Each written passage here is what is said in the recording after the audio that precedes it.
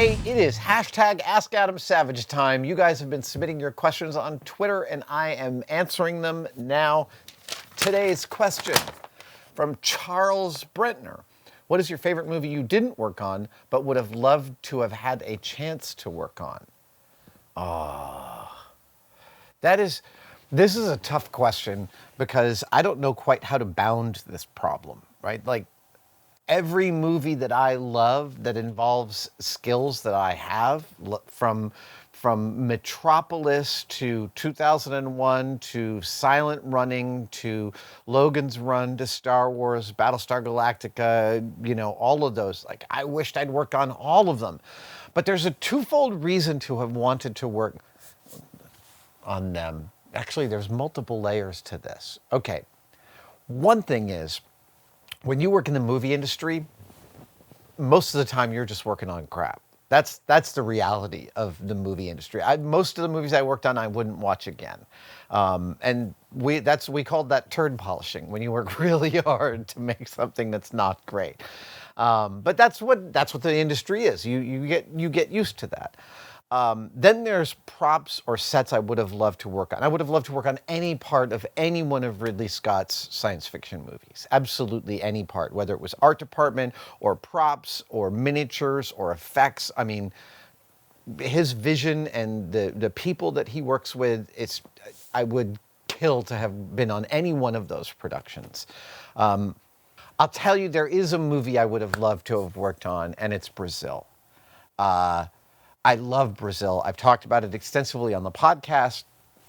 I have replicated some of the costumes from Brazil way back early on. I love Brazil because it's all in camera, which means that I think there might be no composite shots within the movie Brazil. A composite shot, to give you an example, like in Blade Runner, when Harrison Ford looks out over his balcony, that is a composite of a set they shot of the balcony and then a big matte painting of LA done by the production. Another idea of a composite shot are like all the stop motion animation from Ray Harryhausen films. The animation is composited on top of live action footage. Think of Jason and the Argonauts fighting the skeletons.